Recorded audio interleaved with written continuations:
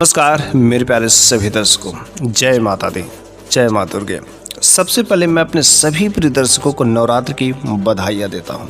आज हम आप लोगों को एक नवरात्र की बहुत ही रोचक, प्रचलित और ज्ञानवर्धक कहानी लेकर के आया हूँ, जिसे सुन करके आप पूर्णतः भक्तिमय हो जाएंगे। इसलिए जल्द से आप जो वीडियो को लाइक कर दीजिए और कमेंट बॉक्स में जय माता दी जरूर लिख दीजिएगा। तो एक बार की बात है कि ब्रह्मा जी के पास में नारद मुनि जाते हैं। ऋषिवर नारद ने ब्रह्मा जी से कहा कि हे भगवान, आप सब कुछ के जानने वाले हैं, सब कुछ के ज्ञाता हैं, लेकिन आज मैं धरती लोक पर विचरण करने गया था, लेकिन जब हमने वहाँ पर देखा कि नवरात्रि का, नव दुर्गा का बड़े ही खुशहाली से लोग व्रत करते हैं, पूजा करते हैं। आखिर ये दुर्गा जी की महिमा क्या है, कुछ हमें आज नवरात्रि की कथा श्रवण कराइए। तो ब्रह्मा जी ने कहा, जी आपने बहुत ही अच्छा प्रश्न किया है और आज मैं आपको एक बहुत ही खूबसूरत कहानी के माध्यम से दुर्गा जी की स्तुति, दुर्गा जी को जो कथा होता है, नवदुर्गा कथा, इसको श्रवण कराएंगे।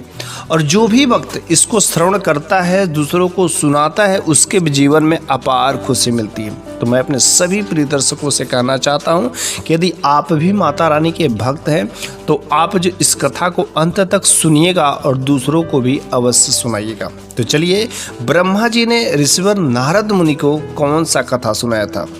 उन्होंने कहा कि एक बार की बात है कि एक नगर में एक मूर्तिकार था। वह जो है मूर्तियाँ बनाता था और मूर्ति बना करके ले जा करके बाजार में बेचता था, जिससे उसका खर्चा चलता था। उसके परिवार में और कोई भी नहीं था, उसके माँ बाप नहीं थे, वह अकेले ही था।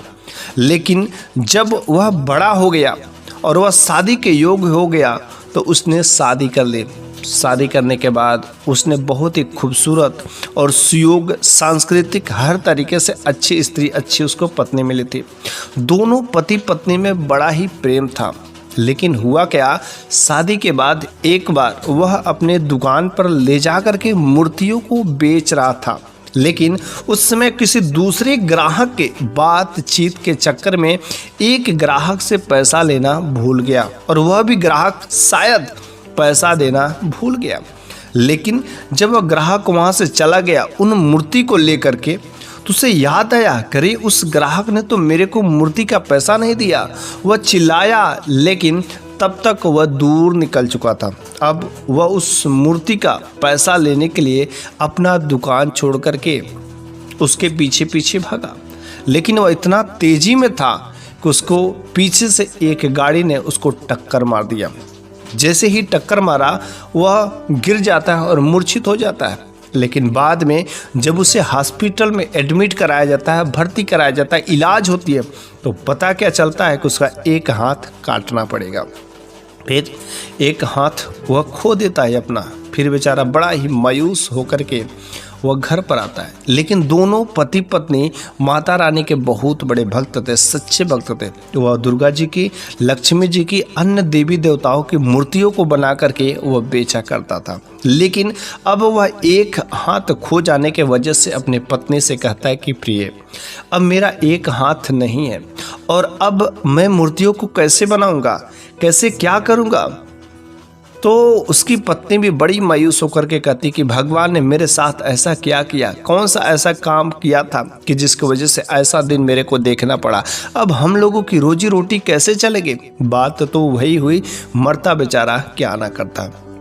नवरात्र का समय बिल्कुल नज़दीक आ रहा था और मूर्तियों के आर्डर लगते जा रहा था, लेकिन उसे समझ नहीं आ रहा था कि मैं मूर्तियाँ कैसे बनाऊँ, कुछ भी चीज़ें उसे समझ नहीं आ रहा था। लेकिन उसने कहा कि नहीं प्रिय, हमारे पास दूसरा कोई ऑप्शन ही नहीं, बस एक ही तो कला है मूर्ति बनाने का। एक हाथ नहीं है तो क्या हुआ, एक हाथ तो है ना, बस मैं वहाँ पर दिन रात एक करके मैं मूर्तियाँ बनाऊंगा। अभी हमारे पास कुछ समय है और बस दिन रात एक करके मूर्तियाँ बनाने में लग जाऊंगा। वह चला जाता है, मूर्तियों को बनाता है मिट्टी से, लेकिन बार बार वह कोशिशें करता है और एक हाथ नहीं होने के वजह से बहुत सारे उसको समस्याओं का सामना करना पड़ता है। मूर्तियाँ बनाता है लेकिन जैसा बनाना चाहता है वैसा नहीं बन पाता, बार बार मूर्तियाँ बिगड़ जाती हैं। लेकिन वह उदास नहीं होता, वह घर पर आकर के अपने पत्नी से कहता है कि प्रिय, मूर्ति नहीं बन पा रही, जैसा मैं चाह रहा हूँ नहीं बन पा रही। किसी तरीके से कुछ मूर्तियाँ तो बनी हैं लेकिन जैसा चाहिए वैसा नहीं हो पा रही हैं, बहुत समय लग रहा है, मैं क्या करूं। लेकिन कोई बात नहीं है, ज़्यादा मूर्ति नहीं बना सकूंगा लेकिन कुछ मूर्तियां तो मैं बना करके बेच ही दूंगा, नहीं तो हम लोग तो इस साल भूखे ही मर जाएंगे। उसने कहा हाँ जी, ये तो बात सत्य है। बेचारा वह दिन रात एक करके वो मूर्तियों को लगा रहा बनाने में। नवरात्र का समय पास आने ही वाला था, अब कुछ ही दिनों में लोग जो मूर्तियों को ले जाने शुरू कर देंगे। उसे समझ नहीं आ रहा था कि इतने सारे आर्डर है, मैं मूर्तियों को बनाऊं तो बनाऊं कैसे। एक छोटी सी मूर्ति बनाया रहता है और वह बहुत ही खूबसूरत अच्छी लगी रहती है, वह ले जा करके मार्केट में बेच रहा होता बाजार में। लेकिन तब तक सुबह सुबह का समय था और वहाँ पर जो है एक छोटी सी कन्या जो वहाँ पर आती है। छोटी सी कन्या जब आती है तो वो कहती कि भैया मेरे को ये मूर्ति बड़ी अच्छी लग रही है, मेरे को आप मूर्ति दे दीजिए। उसने कहा ठीक है, मैं मूर्ति दे दूंगा लेकिन इसके जितने रुपए बनते हैं वो मेरे को पैसे दे दो। फिर उस छोटी बच्ची ने कहा नहीं भैया, मेरे पास 1 रुपये भी नहीं है, मेरे पास कोई पैसे नहीं है, लेकिन मेरे को कृपया मूर्ति दे दीजिए, बहुत अच्छी है, मेरे को माता रानी की स्थापना करना है, बस मूर्ति मेरे को दे दीजिए, मेरे को बहुत ज़रूरत है, नहीं तो मैं माता रानी का स्थापना नहीं कर पाऊँगा। वह मन ही मन सोचता है कि यह बच्ची पैसे नहीं देने की बात करी और यही मेरे जो है जीवनचर्या है, अगर मैं इसे दे दिया तो मैं कैसे, आज की रोजी रोटी कैसे चलेगी। अब कितना मेहनत से मैंने मूर्ति बनाया और वो भी फ्री में मांग रही है। लेकिन चाहे जैसे भी हम लोग भी माता रानी के भक्त और ये बच्ची भी माता रानी की स्थापना करना चाहती है, मैं इसका मन उदास नहीं होने दे सकता। चल ठीक है, कोई भी बात नहीं, माता रानी की अगर आशीर्वाद हमारे साथ में रहेगा तो बहुत सारे ऐसे तरीके मिलेंगे और हम लोगों को रोजी रोटी मिल जाएगी उतना खाने पीने को। वह मन ही मन सोच करके कहता है कि ठीक है बेटी, कोई बात नहीं, अगर तुम्हारे पास पैसे नहीं है तो माता रानी की भक्त तो हो, तो मेरे लिए एक प्रार्थना करना कि मेरे जीवन के दुख दर्द को ख़त्म कर देना। उसने कहा हाँ भैया, बस मैं मूर्ति जैसे ही ले जाऊंगी, माता रानी की स्थापना करूंगी और माता रानी से सच्चे दिल से कहूंगी कि मेरे भैया की हर प्रकार के दुख दर्द को ख़त्म कर देना। बस यह कह करके बातें वह तुरंत मूर्तिकार मूर्ति को लेता है और उस छोटी सी कन्या के हाथों में दे देता है। लेकिन जैसे ही वह उस मूर्ति को उस कन्या के हाथों में रखता है, तुरंत वहाँ पर माता रानी प्रकट हो जाती है। वह कन्या गायब हो जाती है और वहाँ पर माता रानी प्रकट हो जाती है। जैसे वह देखता करे माता रानी का दर्शन, माता रानी तुरंत वह माता रानी के चरणों में गिर गया। बेचारा का एक हाथ तो कट ही गए थे। तो उसने कहा वत्स तुम उठो, मेरे ने तुम्हारी परीक्षा लेनी चाहिए। और तुमने देखा कि वास्तव में किसी गरीब का, किसी भिक्षुक का, किसी ज़रूरतमंद का ज़रूरतें पूरा करना जरूरी है। यही तुम्हारे पास अच्छा सोर्स था, तुमने कितनी मेहनत से बनाई थी, लेकिन उस पर भी तुमने मुफ्त में इस बच्ची का दे करके तुमने सहायता करने की कोशिश की। मैं तुम्हारे इस व्यवहार से बहुत प्रसन्न हूँ, लेकिन वत्स मैं तुम्हें एक आशीर्वाद दे करके जाती हूँ। वो आशीर्वाद है कि तुम मूर्तियों को बनाओगे और गीली मिट्टी को लेकर के जैसे ही छुओगे वह जो है मिट्टी जादुई मिट्टी बन जाएगी। जैसे जब वह जादुई मिट्टी बन जाएगी और उसको जिस आकार में चाहोगे ढालना, वह ऑटोमेटिक वह मूर्ति जो है में बदल जाएगी। तथास्तु कह करके माता रानी वहाँ से चली जाती। उसके बाद कुछ ही तो समय बचे थे, काफ़ी सारे आर्डर भी थे, लेकिन वह जो मूर्तियाँ उसके पास तैयार नहीं थी। उसी दिन वह जो तुरंत ढेर सारी मिट्टियों को बस छूता और जादू से ढेर सारी मिट्टियाँ से वह जो काफ़ी सारी मूर्तियाँ, और वह सारी की सारी मूर्तियाँ इतनी खूबसूरत और रूपवान, हर तरीके से अच्छा। अब वह जब बाजार में ले गया बेचने तो उसकी मूर्तियों को लेने के लिए लोगों की लाइन खड़ी हो गई। जिन लोगों ने आर्डर दिया था वो तो लिए ही लिए, लेकिन जिन लोगों ने आर्डर नहीं दिया था बाकी जगह की मूर्तियाँ छोड़ करके उसका मूर्ति उसके खरीदने के लिए लाइन लग गई। उसे खुशी का समाया न जाए इतना, बस उसके घर में जो भी दुख दर्द देता था अब तो सब खत्म हो गया। उसका दिनचर्या अच्छा हो गया, 1 साल हो गया, 2 साल हो गया, उसके पास अच्छे खासे धन हो गए, सब कुछ हो गया, पत्नी भी खुश, पति भी खुश, सब चीज़ की दिक्कत, कोई भी परेशानी अब नहीं थी। लेकिन उन दोनों पति पत्नी ने, उस मूर्तिकार ने माता रानी की मूर्ति तो बना करके बेचते थे, लेकिन साथ ही साथ वो माता रानी की भक्ति भाव बड़े ही सच्चे दिल से, बड़े ही भाव से करते थे। कभी किसी चीज़ की पूर्ति में, कभी पूजा में, कभी किसी प्रकार की कोई कमी कसौटी नहीं करते थे। सबसे पहले माता रानी की भक्ति भाव, तब जाके दूसरा कोई काम।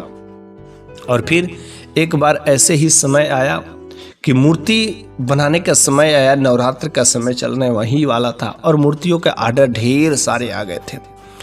लेकिन उसी समय तब तक एक ऐसा अजनबी व्यक्ति आता है और वो कहता है कि भाई मेरे को एक समस्या है, अगर मेरा दुख दर्द तुम हर लेते तो बड़ी अच्छी बात है और बस तुम्हारे ही पास वो ऑप्शन है। उसने कहा बोलो भैया तुम्हें क्या चाहिए, क्या चीज़ है? उसने कहा मैंने सुना है कि तुम जो जिस मिट्टी को छू देते हो वह जो जादुई मिट्टी बन जाती है और जिस आकार में चाहते हो उसी आकार में जो है रहती है। उसने कहा हाँ ये तो बात सही है। उसने कहा भैया मेरी माँ जो है ना कुछ दिन पहले मर गई और मेरे को अपनी माँ की बहुत याद आती है। मेरी माँ का कोई जो है चित्र नहीं है, कोई मूर्ति नहीं है और बस मैं चाहता हूँ ना कि आप उन शक्तियों को कुछ समय के लिए मेरे को दे दीजिए, जिससे मैं अपनी माँ की जो है मूर्ति बना सकूं और फिर उस मूर्ति को हमेशा अपने पास में रखूंगी। प्लीज़ भैया मना मत करिएगा, बड़े उम्मीद से आया हूँ, अपनी उन शक्तियों को कुछ समय के लिए दीजिए। उसने कहा ये तो माता रानी के द्वारा दी गई शक्ति और माता रानी ने कहा था कभी शक्ति पर घमंड मत करना, और वास्तव में अगर मैं घमंड करूँगा तो शक्तियाँ मेरे खत्म हो जाएंगी।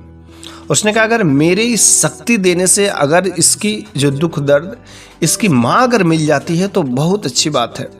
उसने कहा ठीक है कोई बात नहीं है, लेकिन इसके लिए तुम्हें माता रानी के मंदिर में चलना पड़ेगा और उन्हीं से कह करके मैं जो है इन शक्तियों को तुम्हें हवाले कर दूंगा। वहाँ पर वह माता रानी के मंदिर में जाता और माता रानी से प्रार्थना करके वह अपनी शक्तियों को ट्रांसफ़र कर रहा होता, लेकिन तब तक वह व्यक्ति फिर से माता रानी के रूप में परिवर्तित हो जाता है।